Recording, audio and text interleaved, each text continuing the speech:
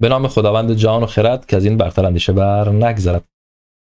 با بخش پنجم برنامه از کوروش تا داریوش میهمان شما هستیم. در 4 برنامه پیشین با هم دیگه خوندیم و دیدیم چگونگی مرگ کوروش رو از روی اسنادی که در کتاب تاریخ جامع ایران بود و میشه گفت ریشه‌های ایران ستیزانه هم داشتن بررسی کردیم.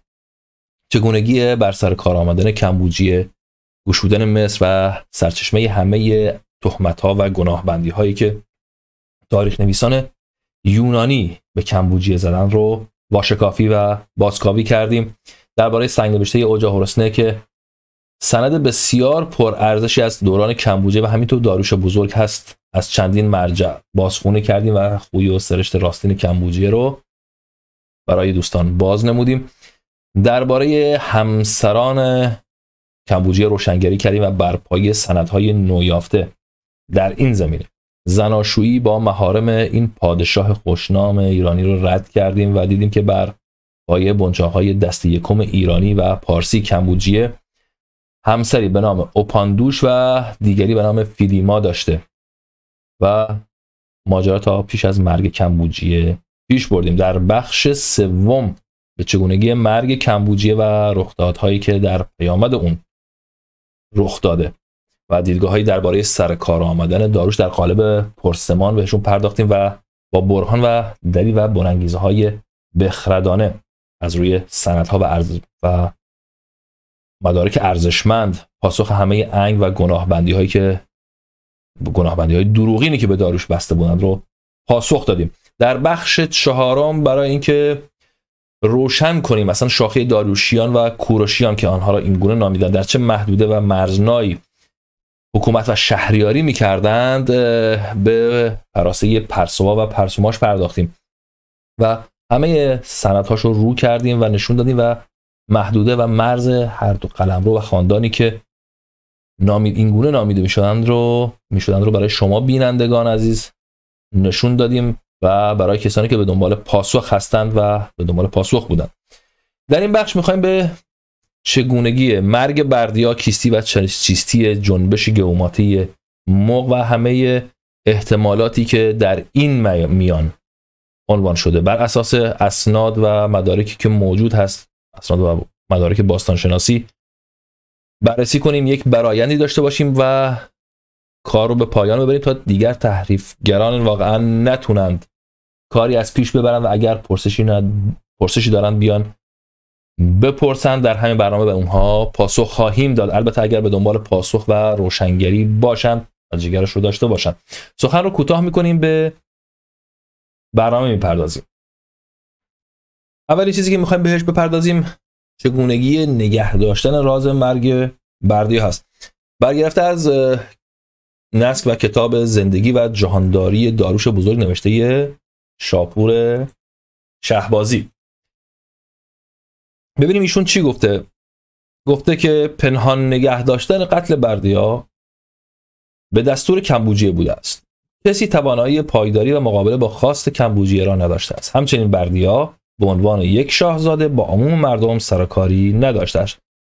آقای دکتر حسین زرینکوب در این راستا در کتاب خودشون تاریخ مردم ایران قبل از اسلام می نویسن که محاذا این که بعضی محققان پنداشتند اینجا دقت بکنید تمام این داستان بردیای دروغ را امکان دارد داریوش از پیش خود اختراع کرده باشد تا اقدام خود را در غصب میراث کمبوجیه و در خلع ید از بردیای واقعی که شاید هرگز کشته نشده باشد به توهم اینها توجیه نمایند و با وجود بعضی مسائل که شاید این استنباط را موجه جلوه دهد در حال حاضر روی هم رفته سوء ظنی بیش نیست.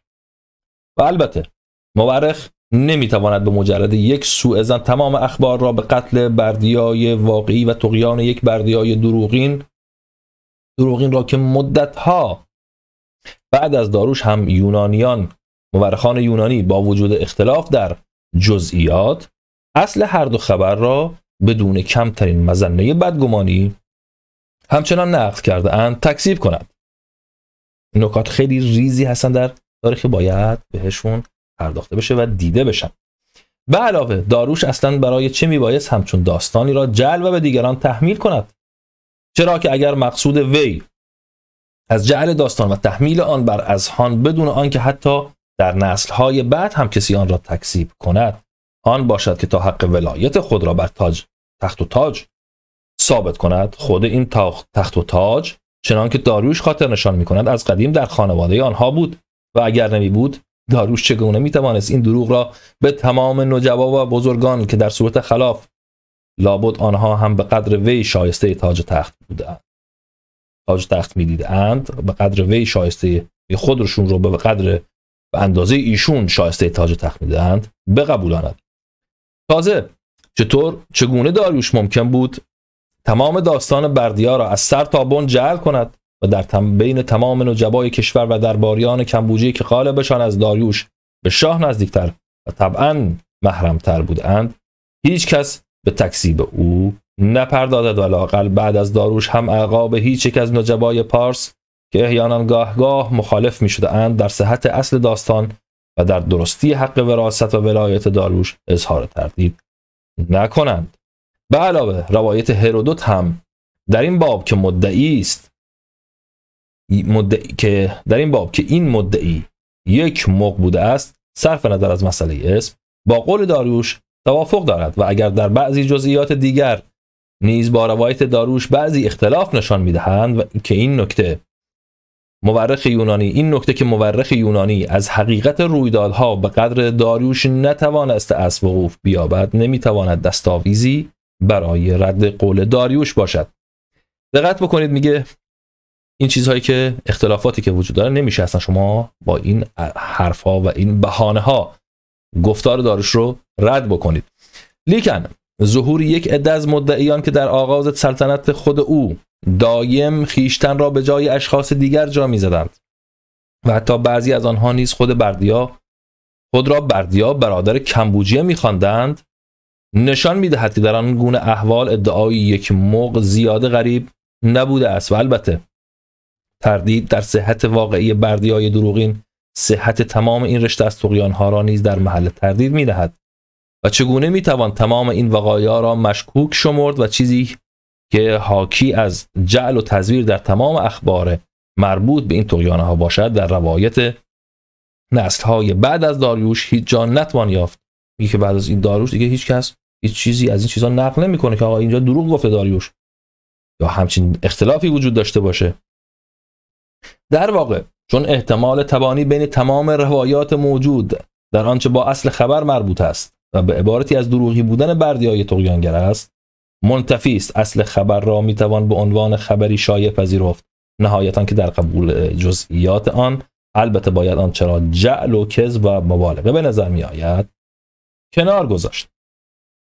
جناب سر پرسی سایکس نویسنده، تاریخدان، جغرافیدان و ارتشبد انگلیسی که در سال 1409 خورشیدی این کتاب رو در ایران در 2 جلد نوشته، درباره برادرکشی کمبوجیه این چنین می‌نویسه که مرگ بردیا در سال 526 قبل از میلاد.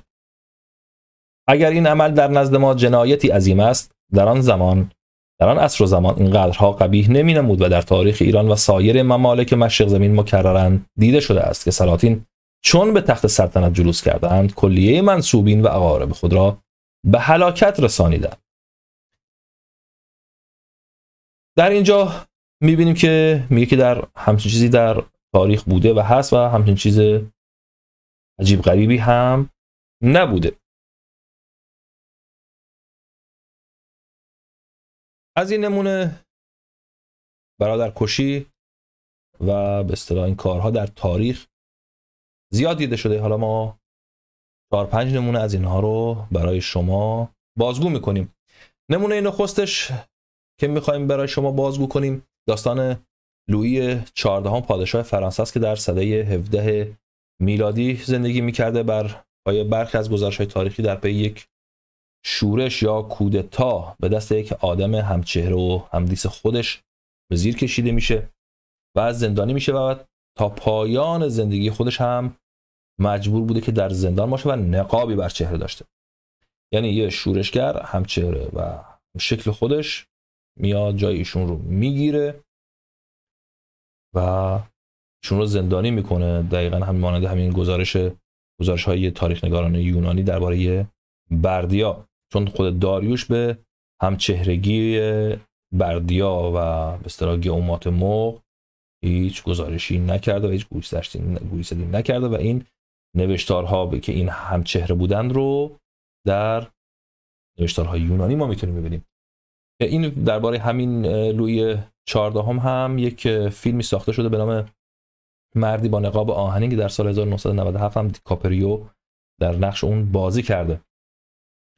دومین نمونه از این مسائل رو ما میخوایم در کارنامه یا سایت لیویوس اومده رو با هم بخونیم که درباره در پیوند با همین ماجرای بردیای دروغین اومده متنی رو نوشتن.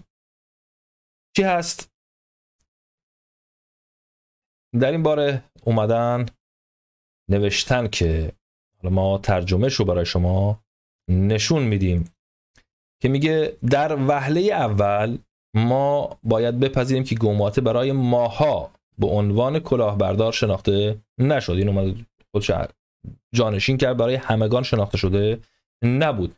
برای ما باور این موضوع سخت است، اما در واقع این غیر ممکن نبود. قدیمی ها هیچ عکسی نداشتند و تشخیص فردی با امنیت مطلق دشوار بود. ما در مورد چندین فریبکار میدانیم که توانستند کل استانها را فریب دهند. در قرن اول پس از میلاد حداقل 3 نروس دروغین در نیمه شرقی امپراتوری روم وجود داشت.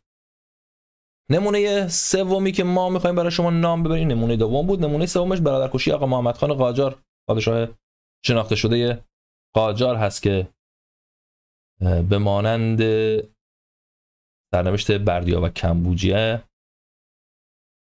هستش و از تارنمای ویکیپدیا میخوایم برای شما اونها رو این رو بخونیم. جعفر قلی خان قاجار یکی از برادران آقا محمد خان قاجار سردودمان پادشاهی قاجار در ایران بود.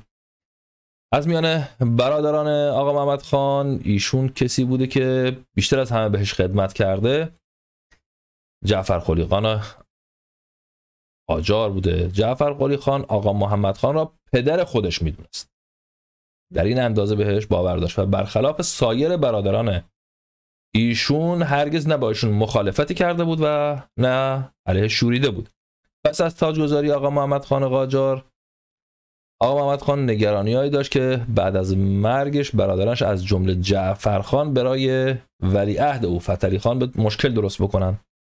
بنابراین تصمیم گرفت برادر صدیق و با اخلاص خودش جعفر قلی خان رو از بین ببره که با توجه به مهمانی شامی که برگزار میکنه و قولی که با مادرش میده پس از صرف شام دستور کشتن برادر خودش رو صادر میکنه. این سومیش بود. نمونه چهارمی هم در تاریخ خود ایران شیرویه گجستک فرزند خسرو پرویز بزرگ هست که افسون بر پدرش حدود 17-18 تا برادر خودش رو هم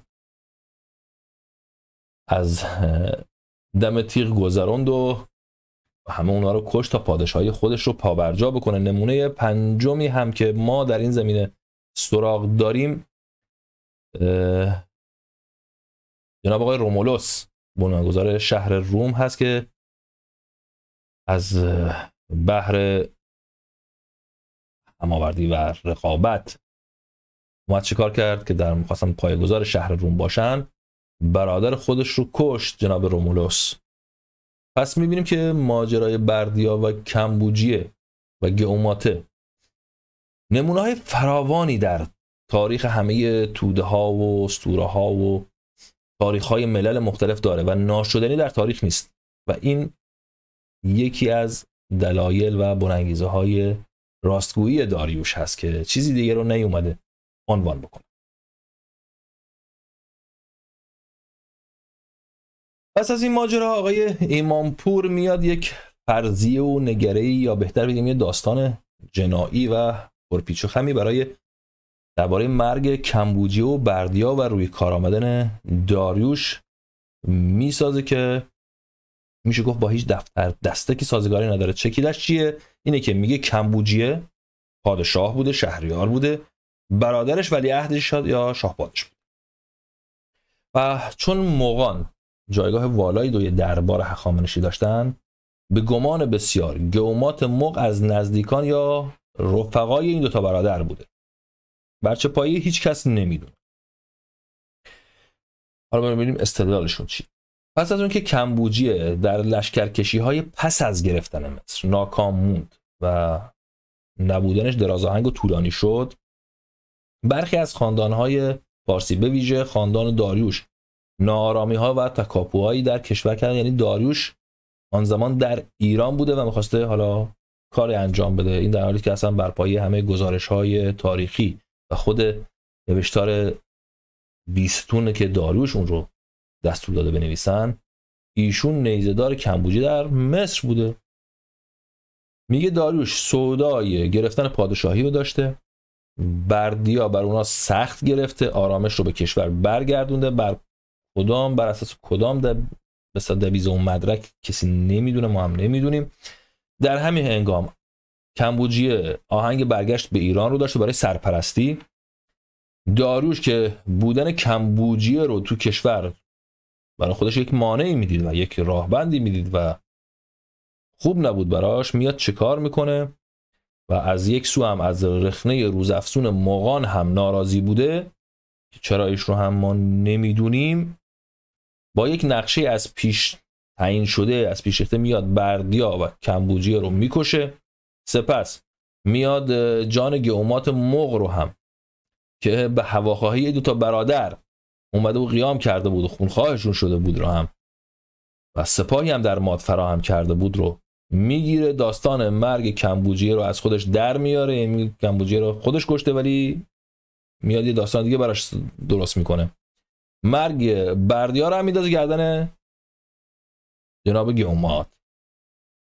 ببینید اصلا یه کسی که از همه جا ناتوان و درمونده میشه و میخواد برای چیزی که میخواد، برای چیزایی که وجود داره میخواد استدلال بسازه، یه چیزی واقعا نابخردانه‌ای میسازه و یه چیز آشفته و پریشونی اینجا درست میکنه که بیاد حرف خودش رو و به اصطلاح اون بدگمانی‌های خودش رو به کرسی بنشونه.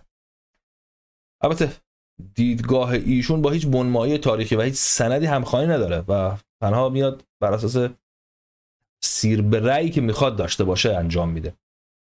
گفتار آقای زرینکوب رو بیشتر خوندیم، دیگه نیاز نیست بازگوییش کنیم. سستی و بیمایگی و اصلا بیپایه گفتار ایشون همونجا نشون داده شده. ولی برای اینکه یه اتمام حجتی کرده باشیم، یک پرسش رو اینجا از جناب آقای ایمانپور میپرسیم. جناب آقای ایمانپور، اگر بنابر پندار شما داریوش تونست مرگ بردیا رو بندازه گردن گئومات مغ، چرا مرگ کمبوجیه رو هم به گردن مغ انداخت؟ خیلی راحت بود دیگه.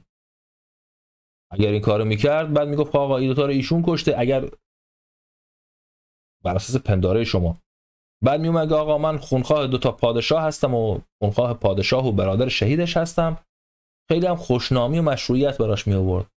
چرا این کارو نکرد؟ زر و زور که دستش بود، دشمنانش رو هم که سرکوب کرده بود، هیچ کس هم جلودارش نبود، پس چرا این کارو نکرد؟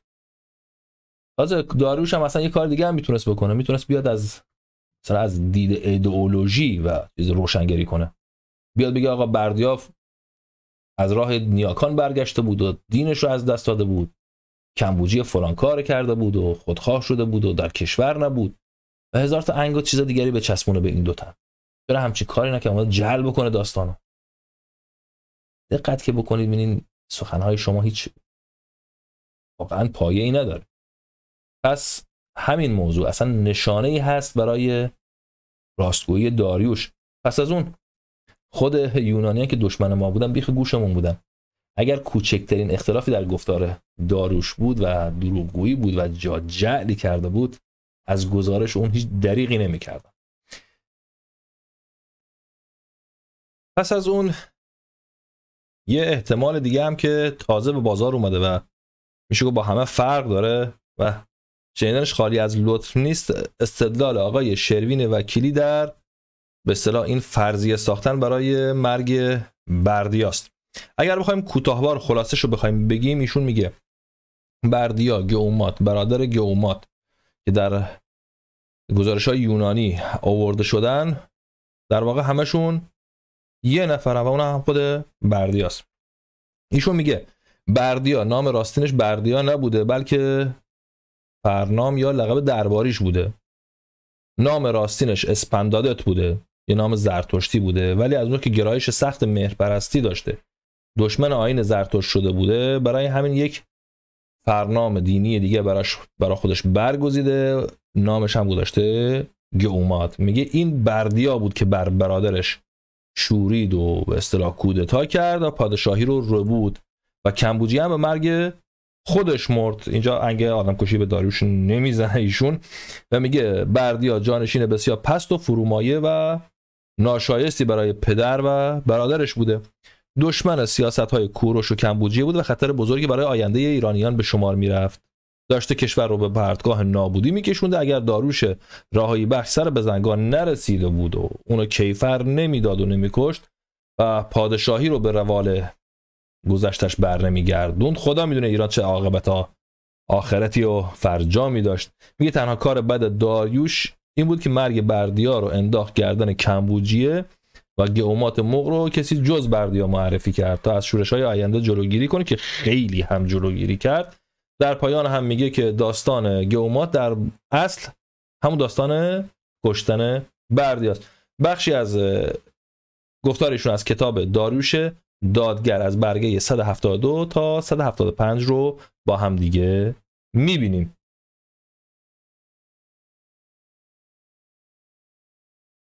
در این کتاب نوشته شده که با توجه به این سابقه اجتماعی است که میتوان کردار غیر عادی گئومات، خودش بر این چیز هست که کردارشون غیر عادی بوده. گئومات یا بردیا آن شاهزاده ارجمند داننده راز گاوان را تفسیر میکنند.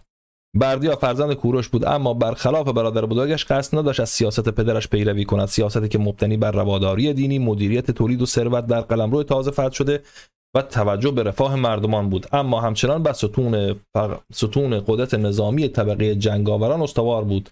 به گمان من آن چیزی که بردیا را به رفتاری تا این پایه به گمان من غریب و تندروانه واداشته است همان شور و اشتیاق دینی بود که لقب مغ را نیز برایش به ارمغان آورد. ایشون چسبوندش به هم دیگه و تثبیت کرد با وجود همین گرایش انقلابی و ظهور و بروز سریع آن بیدرنگ پس از تاجگذاری دلیل دیگری است که یکی بودن گئوماته و بردیای راستین را نشان میدهد، وگرنه بعید است کسی با نیرنگ به جای کسی بر تخت نشسته به این صورت و پیش از تثبیت پایه‌های قدرتش به رفتاری چنین تندروانه دست یازد. اتفاقا این دلیلی هست که کسی این گونه سریع عمل میکنه و شتاب زده نشان از دستپاچگی داره و میخواد کاری رو به فرجام برسونه. وقتی کمبوجیه درگذشت و بردیا به قدرت رسید، کار را با تلاش برای ایجاد برابری اقتصادی آغاز کرد. بردیا همزمان با ستاندن اموال تازه تصرف شده طبقه جنگاور نوظهور روند دریافت خراج و مالیات را از سرزمین تازه فتح شده را مسدود کرد. یعنی ایشون عملاً داره بافت‌های یک حکومت رو از هم میپاشونه. دلیلی نداره که مبانی اعتقادی او برای دستیازیدن به این حرکت چه بوده است درست دانسته نیست. اما با توجه به ویران شدن پرستشگاه ها میدانیم که ماهیتی دینی داشته و بیانی زورمدارانه متعصبانه به خود گرفته است. از بردیا به دوره و برگزاری جشن مهرگان نشان میدهد که این شور دینی احتمالاً خواستگاه مهرپرستانه داشته است که جناب گئومات مغ چرا مغ میتونست این کارو بکنه که مهرپرستی داشته. اما با وجود این نقاط مبهم در این میان باز بسیار است. خب دقت بکنید همش مبهم و بسیار است. حالا چجوری حد زدن نمیدونم. یک چیزی در این میان اومدن گفتن. داریوش به عنوان نماینده طبقه جنگاور بردیا را از میان برداشت و با حمایت و پشتیبانی ایشان بود که توانست در نهایت شورش‌های برخاست در گوشه و کنار را سرکوب کند. او در واقع پاسدار نظم و ترتیب بود که در زمان کوروش بنیاد نهاده شده بود و در زمان کمبوجیه با موفقیت برای تکمیل طرح بزرگ نظم پارسی به کار بسته شده بود. گئوماته با کردار به پرشور اما نابخردانش در شرف فروپاشیدن نظمی بود که با زحمت و درایت بسیار در مورد سلاح پدید آمده بود و داریوش کسی بود که از این مخاطره پیشگیری کرد. شاید از این روز که در بیستون این جمله معنادار را نوشت که به خواست اهورامزدا چنین کردم، کوشیدم تا دودمانشون رو همانند قبل در جای خود استوار سازم. اگر خب بردیا اگه بود که جزء دودمان خودشون حساب میشه. همچنین به خواست اهورامزدا کوشیدم تا گئوماته مغ دودمانمان را بر نیندازد. اگر گئوماته همون بردیا بود چرا دودمانشون رو بر بیاندازد؟ همون رو ادامه میداد. احتمالاً حق با او بوده است. و اگر گئوماته یا بردیا بر اورنگ سلطنت باقی میماند، به صورت باعث تضعیف استخوان‌بندی نظامی دولت نوپای پارسی میشد و نظم نوپدید را به باد میداد. بنابر همون برهانا و دلیل‌هایی که پیشتر آوردیم، خود به خود داستان آقای شروین وکیلی رد میشه. بسیار خوب، آقای شروین وکیلی هم یه فرضیه است و یه انگار است که میتونه گفته بشه. ولی ما یه پرسش از شما در این زمینه داریم و اون اینه که چگونه شما پس از 2600 سال با کنار زدن گرد و غبار از روی تاریخ تونستیم به راز یکسان بودن بردیا، اسپندادت و گئوماته پی ببری و با این خوبی بردیا را از روی دفتر دستک و اسناد بیون که ببینیش بشناسیش و از خطرهای بزرگش برای شاهنشاهی و پادشاهی هخامنشی در همه زمینه‌ها آگاهی به دست بیاریم. ولی گمان نمی‌کنی کمبوجی که از بچگی دوشادوش این آدم بزرگ شده و شب و روزش رو باهاش گذرونده میتونسته بهتر از من و شما بردیا رو بشناسه و از همه این احتمالات بهتر و بیشتر آگاه باشه؟ چی میخوام بگم؟ میخوام بگم که بیگمان کمبوجی که از بچگی بردیا رو دیده، باهاش بزرگ شده، باهاش برخورد داشته، بیگمان بهتر و بیشتر از ما با اندیشه ها و منش اون آشنا بوده و همچنین میدونسته در نبود خودش چه خطرهایی میتونه برای شاهنشاهی هخامنشی پدید بیاره. آیا واقعا خردمندانه نیست با اون هوش و زیرک منشی که از کمبوجی سراغ داریم و همجوری شما بهش بارها گوش زد کردید بپذیریم که کمبوجی پیش از راهی شدن به مصر برای دفع خطری چنین برادر ناپاک سرشتی و ناشایستی در نبود خودش چاره بیاندیشه و سرش رو به نهان زیر آب بکنه تا از پشت سر خودش مطمئن باشه؟ بیگمان این احتمال و این استدلال و این گمان زنی خیلی خیلی بیشتر میتونه با اسناد و مدارک جور در بیاد و همخوانی داشته باشه با آنچه که حقیقت هست تا استدلال‌های واقعاً میشه گفت گنگسترانه و پیچیده. امیدواریم که شما به این پرسش شما پاسخ بدید. یک نظریه دیگه هم هست که هماندیشان آقای شروین وکیلی میگن که در گل‌نوشته ها و اسناد میان رودان به جای نام گئوماته نام بردیا برده شده و این میرسونه که کسی که به جای کمبوجی بر تخت نشسته پسر بردیا، پسر راستین کوروش و برادر کمبوجی است و داریوش دروغ میگه. در پاسخ که بسیار ساده است. داریوش بهشون گفته ایشون گئومات مغ بوده و بر جای بردیا نشسته. پس طبیعی و به هنجار کسی که جعل نامو نشون کرده با نام جعلی به همون بردیا بخواد سند بزنه یا سخنی بگه یا چیزی بنویسه. کسی که نمیاد با نام راستی خودش، کسی که جعل نام عنوان کرده بیاد با نام راستی خودش بخواد سند بزنه یا لوح گلی بنویسه.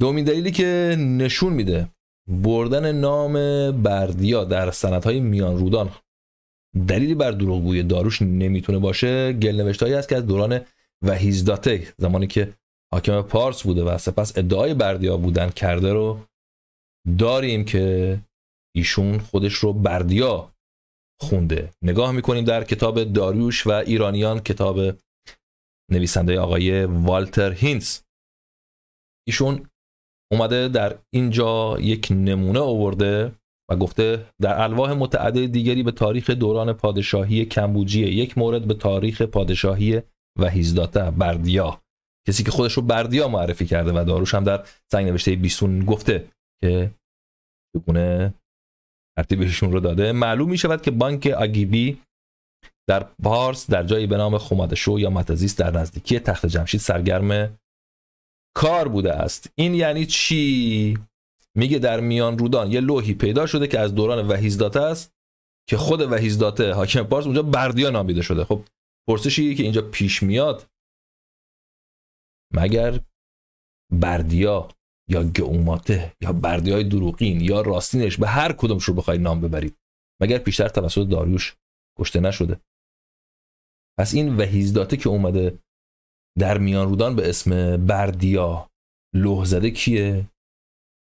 کوروش 2 تا پسر داشتن، بردیا یا بردیا زیاد داشتن، یا اینکه خود بردیا برادر دوقلو داشته. ببینید دوستان، دست کم 2 تن در دوران داریوش ادعای بردیا بودن میکنن. 2 تا انسان ناهمسان، اصلا در هر کدوم در یک جای این به اصطلاح سرزمین ادعا رو میکنن.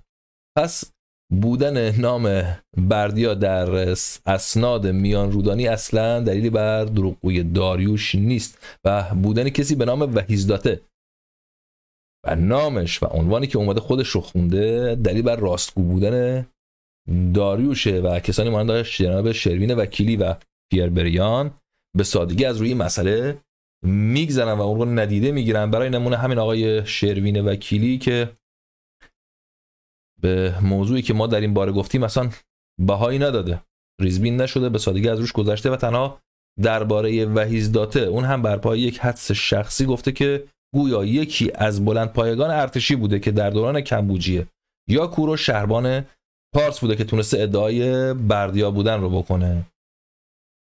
به گرامی، اگر همین گفته شما رو در نظر بگیریم و گمان کنیم که درست باشه، این وحیزداته میباید آدم سرشناسی بوده باشه، زیرا مثلا برای گفته خودتون دست کم برای 1 تا 2 دهه فرماندار پارس بوده. اون آدم سرشناس چجوری تونسته خودشو جای بردیا جا بزنه که بسیار هم از او کوچکتر، این بردیا از بسیار از او کوچکتر بوده، جا بزنه؟ تنها نتیجه‌ای که میتونیم از این استدلال بگیریم که یک ماجرایی درباره حالا بردیا یا گئوماته وجود داشته و این آدم با اون دسته از حالا سپهبدانی که زیر دست داشته و زمینه خیانت داشتن و زمینه خیانت در اونها وجود داشته ساخت و پاخت کرده و اونا رو توی فرمانروایی خودش شریک کرده و برای فریب مردم هم به نام بردیا به پا خواسته. که با توجه به این مسئله هم واروی ادعای شترهای پرنده نه تنها این شورش و دیگر شورشات جنبه مردمی و مردمگرایی نداشتن، بلکه جنبه تجزیه طلبی و قدرت طلبی داشتن. از سوی دیگر همین مسئله میتونه یک تأییدی باشه بر راستگو بودن داریوش درباره گئومات مغ، زیرا گئومات مغ هم میتونسته با چنین ترفندی با همیاران خودش که در دربار رخنه کرده بودن پادشاهی رو بوده باشن و ادعای بردیا بودن بکنن که نمونهش در نقل قولها و گزارش‌های یونانیان هست. پس همونگونه که می‌بینیم ادعای داریوش درباره مرگ نهانی بردیا به دست کمبوجیه و بردیاهای دروغین درست میتونه باشه. اینجا داریم از روی دبیز مدرک و سند سخن میگیم و همچنین از پیامدهای ناگوار دیدگاه‌های آقای شروین وکیلی پرده برمی‌داریم. آیا آقای شروین وکیلی این اسناد رو دیده و اونها رو درست خونده و درباره بازخورد برهاناش واقعا دوراندیشی کرده؟ امیدواریم بیان و پاسخ بدن. ولی چی شده که آقای شروین وکیلی از نظر ما بر این شده که اصلا چنین فرضیه پرپیچ و خم و باورناپذیر رو بیاد پیش بکشه؟ میتونیم بگیم این دیدگاه ها بر اومده از همون پرسش های حالا یا ایران ستیزان اروپایی هست، ما در بیشتر اونها رو خوندیم و ردش کردیم، ولی ایشون چون پاسخی برای اونها نداشته، پاسخی برای پرسمان ها نداشته، کوشیده که حالا دیدگاهی در بیاد که پاسخی به اونها بده یا دیدگاه های جدیدی ارائه بده، از دیدگاه جدیدی به اونها نگاه بکنه و حالا بخواد که برخی چیزها رو پاسخ بده و کم و زیاد بکنه این چیزها رو. در برابر ایشون آقای رضا زرقامی در کتاب شناخت کوروش، کتاب شناخت کوروش خودشون، شناخت کوروش جهانگشای ایرانی، اومده این پرسش ها رو پاسخ داده. چی گفته ایشون؟ نیاز داروش به مشروعیت. شماری از پژوهشگران این نکته رو مطرح کردند که داروش بردیا رو ترور کرد تا شاه شود و بعضی حتی او را به قتل کمبوجیه نیز متهم کردند. کسانی که بر نادرستی داروش اصرار می‌ورزند عموماً برهان‌های زیر را مطرح می‌کنند. 1. کمبوجیه نمی‌توانست بردیا را بکشد چون بردیا تنها وارث بود. 2. نمونه‌اش زیاد در تاریخ اتفاق افتاد. 2. گزارش‌های یونانیان در مورد به قدرت رسیدن داروش حاوی جزئیاتی است که آشکارا باور کردنی نیست. برای مثال اینکه نام واقعی گوماته نیز بردیا بود و گوماته و بردیا شباهت جسمانی زیادی داشتند. این رو گزارش یونانیان گفتن که اصلا هیچ ربطی به ایرانیان نداره و داروش هم به این ذکری نکرده. غیر قابل اعتماد بودن داروش بر اساس مطالب بیان شده در یک سخنرانی منسوب به او توسط هرودوت. در این سخنرانی داروش از مزیت‌های دروغ گفتن برای رسیدن به مقاصد شرافتمندانه سخن میگوید. 4. اعترافات داروش در ستایش بیان حقیقت در سنگ نوشته بیستون که بیش از حد مبالغه آمیز به نظر می آید و حقیقت نداشتن حرفای خود او را نشان می دهد که گویی دارد چیزی را پنهان می کند. این برهان ها ارزش چندانی ندارند. گزنفون برای آن است که پسران کوروش بلافاصله پس از مرگ او به جدال برخاستند و صرف نظری که کمبوجیه تا چه حد نگران استمرار سلسله خود بوده است می توان تصور کرد که چنان که بردیا تهدید مشروعی علیه حکومتش بود در حسب او لحظه‌ای درنگ نمی‌کرد. درباره روایت‌های خیال پردازانه نویسندگان کلاسیک همه گزارش‌های یونانی مربوط به تاریخ ایران تا اندازه‌ای با واقعیت فاصله دارند و لذا گزارش‌های پرشاخ و برگ هرودوت و کتسیاس را نمی‌توان دلیل قطعی بر بی‌صداقتی داروش به شمار آورد. در مورد اشارات هرودوت به گرایش داروش به دروغ گویی نباید به سخنرانی داروش درباره لزوم دروغ گفتن برای رسیدن به مقاصد شرافتمندانه بهای زیادی داد، زیرا کاملا محتمل است که هرودوت این کلمات را در دهان داروش گذاشته باشه، اینکه حالا نقل قول‌هایی بوده ایشون خوشش اومده اینا رو نوشته و سرانجامی که کتیبه بیستون متنی خشک و مکانیکی است و هر گونه تلاش برای روانکاوی داروش فقط بر اساس آن میتواند گمراه کننده باشد. در واقع برای باور کردن روایت داروش در مورد نوعی توطئه درباری چندین دلیل وجود دارد. 1. در مورد بردیا چیزی رازآمیز وجود داشت، زیرا گوماته تنها غاصبی نبود که خود را به هیئت او درآورد. 2. هیچ یک از منابع دوران باستان داروش را به کشتن پسر واقعی کوروش متهم نمی کنند. این نکته واجد اهمیت است، زیرا داروش احتمالاً نمیتواند همای دشمنان خود را به سکوت وادارد. 3. در واقع اگر داریوش بردیای واقعی را به قتل رسانده بود میتوانست قتل او را بر زمینه‌های ایدئولوژیک توجیه کند. برای مثال با طرح این دعاوی که بردیا جبار بود، به خدایان بی‌حرمتی کرده بود، حالا بر اساس اون چیزی که میگن نیایشگاه‌ها خراب شده بودن و به ناحق تخت و تاج را از چنگ برادرش کمبوجیه درآورده است، بدون آنکه به این داستان خیالی و باور نکردنی توسل جوید. برای کسانی که در پی بازنویسی تاریخ هستند بار اثبات این مدعا سنگین است. به عقیده من در مورد قتل گوماته به دست داروش این کار انجام نگرفته است. اگر چارچوب اساسی گزارش داریوش را در رد نکنیم، یافتن انگیزه برای ابداع فرضی یک تبارنامه دروغین که کوروش را به خاندان خودش یعنی هخامنش متصل کند دشوار خواهد بود و به نوشته استرانک و سایر پژوهشگران داریوش با وارد کردن حیله‌گرانه چیش پیش در تبارنامه خاندان هخامنشی به عنوان پدر آریارمنه در واقع تبارنامه خود را جعل کرده است. همین حدس و گمان هست. چیش پیش نخستین جد ذکر شده کوروش در سنگ نوشته بعدی بابلی و از دیدگاه استرونوک غیر هخامنشی است. به موجب این نظر باید انتظار داشته باشه که نام چیش پیش در خاندان هخامنشی وزن چندانی نداشته باشد، زیرا او احتمالاً عضو واقعی این خاندان نبوده است. اما ماجرا اینطور نیست. هم هرودوت و هم دیودوروس از پارسیان برجسته به نام چیش پیش نام میبرند که به نظر میرسد دست کم یکی از آنها قطعا یک شاهزاده هخامنشی بوده. شخص مورد بحث شوهر خواهر داریوش بوده، در هر که هرودوت پسر ستاسپس را یک هخامنشی توصیف می‌کند. در ایران باستان اسامی خانوادگی از طریق پدر به ارث میرسن. اینه که میگن چیشپش به داروش ارتباطی نداشته، ایشون آورده تو تبارنامه خودش جعل کرده. ببینید که اینا در تبار خودش این نام چیشپش رو یدک میکشیدن، حمل میکردن و لذا هرچند مادر ستاتسپس خواهر داریوش بود، آنچنان ستاتسپس را به عضوی از خاندان هخامنشی تبدیل میکرد به احتمال زیاد تبار پدری او بود. به علاوه چون چیشپیش که ستاتسپس زاده او بود به همان نسل داریوش تعلق داشت، بعید است که پس از پادشاهی رسیدن او به دنیا آمده باشد. بنابراین مدرک روشنی در دست داریم که به موجب آن پسران هخامنشی قبل از کودتای داریوش نام چیشپیش را داشتند.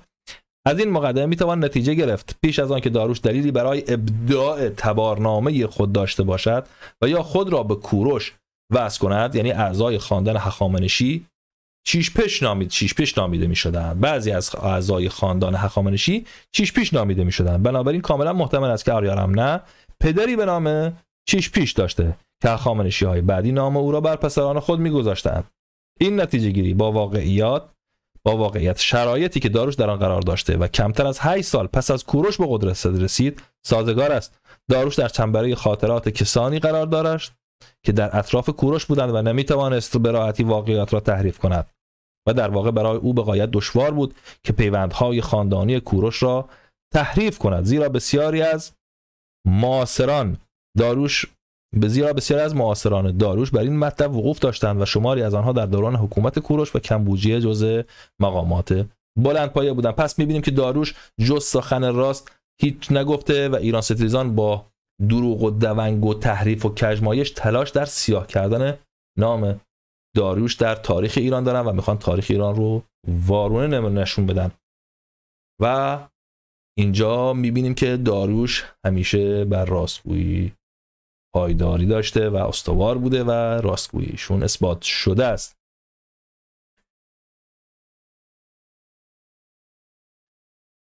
خب اینجا جا داره که بیایم درباره کیستی و چیستی گئوماتیه و گئوماتیه مغ و جنبش ایشون روشنگری بکنیم. در کتاب زرتشت مزده اسنا و حکومت نوشته جناب مهندس جلال‌الدین آشتیانی در برگه 323 دیدگاه دوشین گیمن رو بخوایم بررسی بکنیم. گیمن معتقد است انقلاب گئوماتیه مغ اگرچه دارای یک ریشه سیاسی بود ولی با وجود این جنبه مذهبی نیز داشت که میتوان آن را سعی طبقه روحانی برای در هم شکستن حد و مرزی دانست که فرمان روایی شاه برای آنها تعیین کرده بود. در برگه 335 خود جناب آقای آشتیانی این دیدگاه رو میاد چگونه میگه؟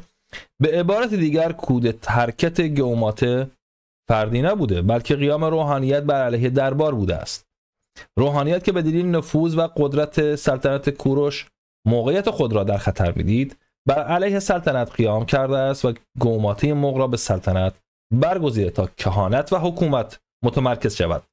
اینکه مردم هم در کشتن مغان همراهی کرده اند دلیل بر آن است که هنوز مذهب جامعه در نظارت یک کلیسای مشخص در نیامده بود و مغان با ایجاد قانون مذهبی در جامعه ایران سخن میگویند و برخی از شعائر ایرانیان را با آداب و رسوم مغان متفاوت روایت میکنند. در پارس و در سرزمینی که زیر تسلط کوروش درآمد شاهنشاهی تازه شکل می‌گرفت و روحانیت به صورت یک تشکیلات حاکم هنوز به وجود نیامده بود. از طرفی کوروش نیز پادشاهی مقتدر و مسلط بود و روحانیت در مقابل یک چنین فرمانروایی قدرت خود را به مقدار زیاد از دست میداد. آنچنان که دیدیم کوروش و کمبوجیه و داریوش همین روال رو پیش گرفتن و کامبیز پادشاهی بود مریض و ضعیف. این موافق نیستیم باشه که خلاف این رو ما قبلا گفتیم و میگیم مرگ کوروش سبب شد که روحانیان به فکر استفاده از موقعیت و فرصت مناسب افتاده و کسب قدرت از دست رفته بپردازند. پس از داریوش مجددا مغان در کنار خشایارشاه تقویت شده و مقام خود را به دست می آورد. از این تجزیه و تحلیل مختصر برمیآید که از زمان هخامنشیان دینی به نام زرتشت در ایرانیان رواج یافت و مذهب دربار ایران شد.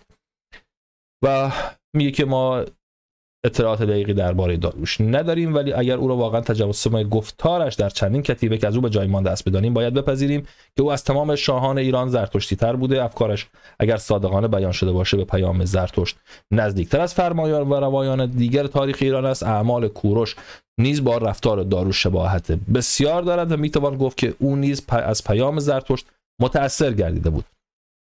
ولی با توجه به ادیان و افکاری که در آن اعصار در ایران و اطراف این سرزمین وجود داشته میتوانیم با اطمینان بپذیریم که اعمال کوروش و داریوش و برخورد و برداشت‌های آنها فقط از پیام زرتشت میتوانسته متأثر شده باشد. دیدگاه آقای دیاکونوف هم که حتی دیدگاه خوبی به داریوش نداره، درباره گئوماتری مغ رو در کتاب تاریخ ماد ایشون بخوایم بررسی بکنیم، برگه 526 میبینیم که ایشون در این باره چه میگه. میگه که آکادمیسیان و استرووه برای اثبات عقیده خود چنین استدلال میکنن که گئوماته که مغ یعنی کاهن بود میبایست طرفدار بزرگان باشد و اقداماتی که وی برای بهبود وضع عامه خلق به عمل آورد از روی عوام فریبی بود. در برگه 529 سخنان این دوتا دانشمند رو جناب آقای تایید میکنه، یعنی آقای دیاکونوف تایید میکنه که گئومات رو یک مغ و دین مرد مردم فریب میخونه. کجا؟ در برگه 529 آقای دیاکونوف میگه که و ضمناً آکادمیسین و استرووه که این اقدام را عوام فریبانه میخوانند کاملا محق است، اما نباید گئومات را کمال مطلوب مردم دوستی بشماریم. وی البته در میان عامه خلق متحدانی برای خیش میجست، ولی ماهیت امر در آن زمان به احتمال رقابتی بود که میان اصناف مختلف کاهنان وجود داشته و بر سر قدرت سیاسی و اقتصادی با یکدیگر مبارزه میکردند. از جهت دیگر نیز نباید غلق کرد و پنداشت که گئوماتا پهلوانی انقلابی بوده و به خاطر آزادی ماد مبارزه میکرده است. کودتای گئوماتا نهضت مردم نبود، تحولی درباری بود. و در ادامه در جای دیگه ایشون این چنین مینویسه که گئوماته که با یک کودتای درباری به قدرت رسیده بود بر اثر کودتای درباری دیگری از بین رفت و نابود شد. خب این هم دیدگاه آقای دیاکونوف که زیاد به داریوش خوشبین نیست. در اینجا میخوایم از یک راز بزرگی دیگه پرده برداریم برای این بخش، برای اون دست از آقایان داریوشستیزی است که به نسک کتاب آقای پیر بریان برای کوبوندن داریوش بازبرد و ارجاع میدن. این دوستان آنچنان که وانمود میکنند که انگار آقای پیر بریان 100% این سخنان رو زده، یعنی داریوش بردیا رو کشته، در حالی که این چنین نیست. ببینیم خود ایشون چی میگن. ایشون در کتاب امپراتوری هخامنشی خودش میاد میگه که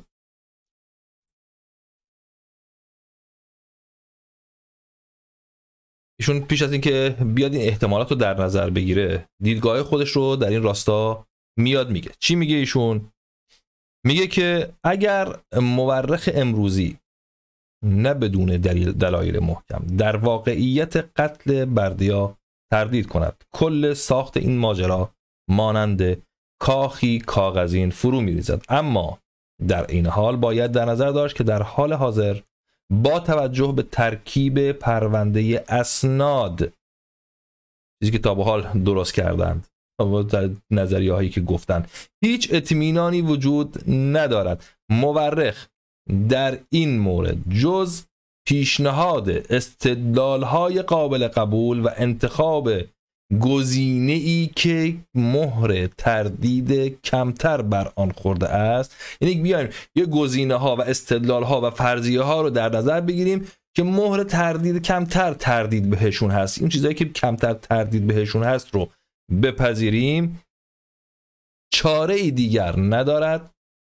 و برای بررسی مسئله باید این فرضیه را در نظر بگیریم که نیرنگ را خود داریوش به کار زده است و این همان چیزی است که امروزه بسیار پذیرفته شده است. یعنی بر اساس هیچ مدرکی نیست، هیچ دلیلی بر اون وجود نداره و ایشون خواسته و این رو نشون داده. آقای پیر بریان واقعا گفته که هیچ سرانجام این پرونده، درباره سرانجام این پرونده هیچ اطمینان نیست. ما اومدیم یه دیدگاهایی رو پیشنهاد دادیم که کمتر مورد شکه، یعنی شک دربارش هست ولی کمتره و انگار یا انگاره یا فرضیه‌ای که میون گذاشتیم هوادار بیشتری داره. حالا چجوری هواداراشو بررسی کرده نمیدونیم، یک فرضیه است، هیچ چیزی اثبات نشده، داوری رو به بیننده واگذار کرده و رها کرده یک پایان باز. پس چجوری اون وقت آقایان که مشکل دارن با تاریخ ایران، مثل این که با تاریخ ایران مشکل دارن، میان از روی گمان زنی و فرضیه و انگاره برآیندهای 100% میگیرن و این بخش‌های کلیدی و مهم کتاب رو کات و برش میزنن. پس اگر روتوش نیست چیه این؟ ما از هر روتوشکارین دیگه. حالا جالب اینجاست که آقای پیر بریان در کتاب دیگه که دیدگاهی در این زمینه داده، گئوماته و بردیا رو یکی نشمرده. و اون چیه؟ اینجا در کتاب داریوش بزرگ میبینیم که ایشون اومده در این بخش گفته که سلطنت گئومات قاسب و نقش داریوش در کشتن او تردیدهایی را برمی‌انگیزد. به نظر میآید اگر داریوش و همراهانش به جای کشتن گئومات، معتقده که بردیا و گئومات یکی نیستند، گئومات یک قاسب پادشاهی است، پرده از روی حقیقت برمی داشتند و از گئومات قاسب را به دست مجازات می سپردند، قضایا قابل قبول تر بود. ایشون میگه اگر اینگونه که من میگم رفتار میکردن، یعنی سپردن گئومات مغ به یک انجمن مثلا دادرسی توی کشور، داستان پذیرفتنی ترین بود. یعنی داستان داریوش پذیرفتنی هست، ولی اینجوری بهتر بود باشه. آقای پیر بریان اصلا که آگاه نیست درباره 2600 سال پیش داره سخن میگه، در اون فضای شورش و بلوایی که داخل کشور وجود اومده درباره چی سخن میگه. به هر روی گفتار ایشون نشون میده اون دست از دانشمندانی که در گذشته واقعا گمان میکردن که داریوش دروغگو باشه، دارن از دیدگاهاشون برمیگردن و کمابیش راستگو بودن داریوش رو پذیرفتن و یک قتل بطلان بر دهان دروغ پردازان میکشن. خب یک پرسش داریم، ما چرا ما واقعا بیایم از روی دیدگاه ها یا فرضیه ها و چیزهایی سرمایه گذاری کنیم که هنوز اثبات نشدن، در حالی که برهان های استوار و پولادینتری مانند سنگ نوشته و کتیبه و نگرش پابرجای پر از واقعیت بیستون نگاه بکنیم که خط بطلان روی همه انگاره ها میکشه. چرا این کار رو نباید انجام بدیم؟ در ادامه میخوایم یکی از دستمایه های بزرگ ایران ستیزان درباره داریوش ستیزی رو با اسناد معتبر و پرارزش رد بکنیم. در اینجا میخوایم به دیدگاه آقای داندامایوف درباره داریوش بزرگ بپردازیم. آقای داندامایوف یک هخامنشی شناس بسیار بزرگ هستند که در راستای شناساندن و نکته های گنگ تاریخ این دودمان بسیار بسیار تلاش کردن، برای ما بسیار پر ارج هستند، ولی این بنا نمیشه که کار ایشون بی کم و کاست باشه. به ویژه که این تلاش کرده ایشون که داریوش رو دروغگو نشون بده و کشنده بردیای راستین. و از اونجا که ایران ستیزان از انگاره های ایشون برای کوبیدن تاریخ استفاده میکنن و دستمایه قرار میدن، سوء استفاده میکنن، بنابراین ناچاریم از برخی از نادرستی های ایشون اینجا نشون بدیم و ردشون بکنیم. تاریخ نگاران و پژوهشگران تاریخ چون تلاش دارن نقاط ابهام آمیز رو به اصطلاح روشن بکنن، ولی سندی ندارن، تلاش میکنن از انگاره ها و فرضیه ها بهره ببرن، ولی نمیدونن در ایران برخی از ایران ستیزان که خودشون رو حالا ایرانی نمیدونن یا هر چیز دیگه، دلیل دیگه داره، قومی، به دلیل قومی، مذهبی و یا هر چیز دیگری، میخوان از اینا سوء استفاده بکنن. تاریخ نگاران این حرفا و این سخنها رو میزنند که شاید یک راهگشایی باشه، شاید سپس دیگران بتونن با استفاده از این فرضیه ها و انگاره ها بتونن کاری پیش ببرن، نه کار پژوهشی و تاریخی خودشون رو انجام میدن. ولی از اونجا که در ایران واقعا جایگاه دانش و تاریخ و خیلی چیزا دیگه جابجا شده و هر کسی به خودش پروانه میده از این چیزا سوء استفاده کنه برای تحریف، ما ناچاریم که از این کارها انجام بدیم، پاسخ بدیم. ایشون در کتاب تاریخ سیاسی هخامنشی جناب آقای داندامایوف میگن که دقت بکنید، تاریخ نوشته شده در مورد کشتن بردیا مشکوک به نظر نمی رسد و همه دانشمندان آن را پذیرفتند. در همین ابتدایشون معترف میشه، اعتراف میکنه، میگه ای روشن که بسیاری از دانشمندان تاریخی که درباره مرگ بردیا گفته شده رو پذیرفتند. این یعنی چی؟ یعنی که بسیاری از بازگفت‌های یونانی درباره مرگ بردیا و کمبوجیه و گئومات مغ از دیدگاه بیشتر دانشمندان پذیرفتنی است و اون کسایی که علیه داریوش هستن بسیار کمن. اون نظریه پردازهایی هست که علیه داریوش هستن، علیه خود داریوش نیستن، یک نظریه هایی دارن. و این اعتراف بزرگ ایشون و این اصلا راهنمود ایشونه. در ادامه ایشون میاد در حالا برای اینکه چیزهایی که به گمان خودش از دید و از چشم اون دیگر دانشمندا پنهان موندن رو آشکار کنه، میاد یک دیدگاه به اصطلاح اون متناقض رو عنوان میکنه. ایشون میگه برای نمونه یکی از اشکالات ایشون میگه با وجود این آنها به یک مسئله توجه نکرده‌اند، همه دانشمندان رو میگه، و این که چگونه ممکن است مرگ بردیا ساتراپ برجسته سرزمینی مهم و فرزند کوروش بزرگ برای مدت 5 سال پنهان و نهفته باقی بماند.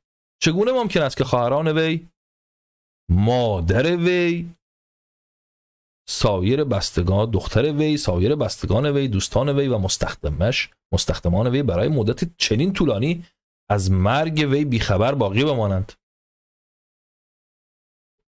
دقت بکنید. مادر وی، دختر وی، دختر کی؟ کمبوجیه، بردیا. نقطه ضعف همینجاست. چگونه میشود مادر بردیا؟ از اونجایی که ما میدونیم در مادر بردیا سالهاست که مرده. بنابر گزارش خود هرودوت و رویدادنامه نبونید که در بابل یافت شده، مادر بردیا و کمبوجیه پیش از درگذشت کوروش درگذشته بود. نمیتونست اون هنگام زنده باشه. ببینید همین نکته ریز هست که یهو شکاف بسیار بزرگ و نقص بسیار بزرگ در دیدگاه دانشمندان میندازه.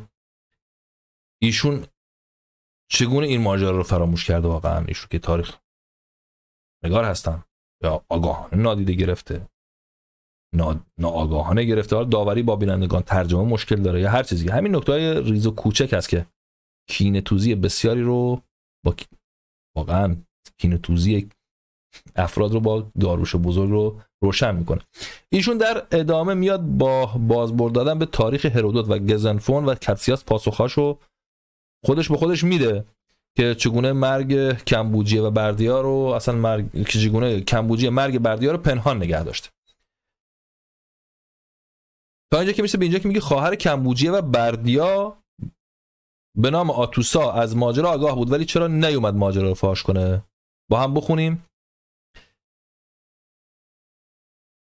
چنانچه از آثار هرودوت مستفاد می شود خواهر کمبوجیه و بردیا که آتوسا نامیده می شد و همچنان همسران کامبوزیه در حرمسرای سلطنت از همان آغاز از کودتای گئومات آگاه بودند و بنابراین فرصت‌های فراوان داشتند که این نیرنگ خود را فاش سازند. دقت بکنید اینجا میگه همسران و خواهر آتوسا رو خواهر کمبوجیه میدونسته، برخلاف اون کسایی که میان آتوسا رو همسر کمبوجیه معرفی میکنند. دقت بکنید.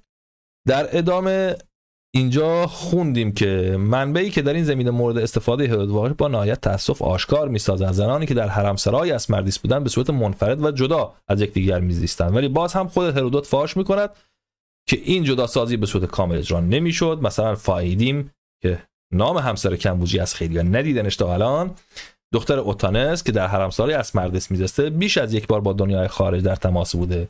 از سوی دیگر کاخ اسمردیس هم آنقدرها با دقت محافظت نمی شده. در آن موقع بحرانی 7 نفر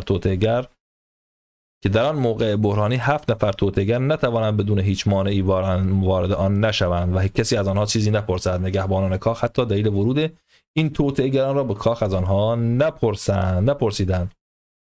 منظور این همراهان داریوشه. پرگزادس که رسما به عنوان قاتل اسمردیس شناخته شده، مکررن و با صراحت این مسئله را منکر شده است. این مسئله صحیح است که هرودوت میگوید پرگزادس از بیم مجازات چنین کرده است. طبق اطلاعاتی که هرودوت در اختیار ما قرار داده است، آن دو کاهن کوشیدند ایشون رو اغوا کنند، هم داستان خودش کنند و هم داستان هم با ایشون شده بوده. آنها وی را ترغیب کردند که بر فراز برجی رود و از آن ارتفاع به ایرانیان اعلام دارد که فرزند کوروش بر آنها سلطنت میکند. خب چرا باید همچی کاری میکرده؟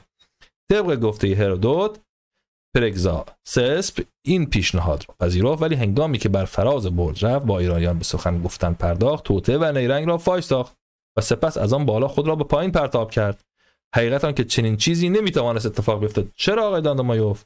و این نکته ای است که دانکر میگوید، زیرا این خود هرودوت است که پس از مرگ کمبوجیه این مسئله را مینویسد. این شخص پرگزاسسپ بوده که از جنایت با خبر بوده، آن هم به طور قاطع آن را انکار کرده است. بنابراین دلیلی وجود نداشت که آنها کاهن‌ها او را مجبور سازند پیرامون جنایت چیزی به ایرانیان بگوید. خب این حالا چکیدهشو من به شما بگم. آقای داندامایوف میخواد بگه گیریم که کمبوجیه تونست به هر روی مرگ بردیا رو پنهان سازه، ولی چرا کسانی مانند خواهرش آتوسا و باقی کسانی که در دربار بودن با اینکه دست بسته هم نبودن و چندان هم سخت نگهبانی نمیشدن، ماجرای کودتای گئومات رو فاش نکردن تا ایشون رو به زیر بکشن؟ و ادامه میده که چرا پرگزاسسپ تنها کسی بوده که از این ماجرا آگاه بوده که همچین چیزی نمیتونسته باشه. ادامه خود هرودوت این رو میگه، بارها منکر شده بوده، باید بیاد این ماجرا بالای برج فاش بکنه و بیدرنگ خودکشی بکنه. چه انگیزه‌ای داشت خودش رو بکشه؟ اما برسیم به پاسخ. هم داریوش و هم هرودوت پاسخ‌ها رو دادن. تنها این نشانه‌ها و این پازل‌ها با کنار هم بذاریم. داریوش و هرودوت می‌نویسند که گئومات در سرآغاز کار خود چنان وانمود کرد که بردیاس که همگان باور کردند که پسر کوروشه. دشواری از آنجا آغاز شد که گئومات از دیدار با مردم خودداری می‌کرد، یعنی که حتی جناب آقای پرگزاسسپ اومده شاید در میان درباریان و حالا شهادت داد که ایشون بردیاست و ایشون دیگه با دیگران هیچ رفت آمد و شدی و دیداره و به اصطلاح اون بارآمی نداشته و واروی شاهان پیشین تماس سرراستی با مردم نمیگیره و به جای خودش یک نماینده میفرستاد تا با مردم سخن بگه و سیاستی هم واروی شاهان پیشین اتخاذ کرده بود، مانند نابودی نیایشکده های پیروان دین های دیگر رو که نشون میده واروی نیاکانش ایشون خشک مغزی دینی داشته و همچنین کسی رو هم به دربار نمیپذیرفته و با بلندپایگان پارسی هم دیداری نداشته، میانه خوبی هم نداشته. در گذر زمان شک‌های در میان مردم برانگیخته شد که این بردیا اصلا پسر کوروش چرا راهی واروی پدرانش اومده پیشه کرده. دیدیم که آقای شروین وکیلی هم به همین موضوع و دراخت که پیشتر خوندیم اشاره کرده. کم کم این شک‌ها افزوده میشه. بنابر گواهی داروش در سنگ نوشته بیستون بیشتر کسانی که میخواستن سر بندازن که ببینن این چه موضوعیه و کنجکاوی میکردن کشته میشدن و از دم تیغ میگذشتند. به همین روی کسانی دیگری که دلیل محکمی هم نداشتن یا از این آدم هراس داشتن نمیتونستن با ایشون مخالفت کنن و مخالفتشون نشون بدن و خاموشی برگزیدن و با توجه به اینکه این آدم یک خفقان به وجود آورده بود و یک خفقانی رو انداخته بود که حالا یا همه سپهبدان یا باورش کرده بودن یا همراهش شده بودن یا باهاش شریک شده بودن، حالا از دست یک آتوسا و دو همسر ایشون چه کاری برمی اومده که دستاویزی نداشتن؟ اگر هم فاش بکردن با یک انگوت تهمت به راحتی میتونستن سر اینا رو هم زیر آب بکنن و هم تهدید جانی بوده و هیچ راهی هم نداشته. تا اینکه چی شد؟ زمانی که داروش و دیگر بلندپایگان پارسی میان سر میرسن که از ماجرا آگاه بودن، آقای داندامایوف این نکته ها رو در نظر نمیگیره و میشه گفت خیلی یک روایت خطی خشک بدون هیچ به اصطلاح زاویه‌ای رو میاد نگاه میکنه و بیان میکنه. شوربختانه این انگاره ها و فرضیه ها بسیار بسیار خام هستند.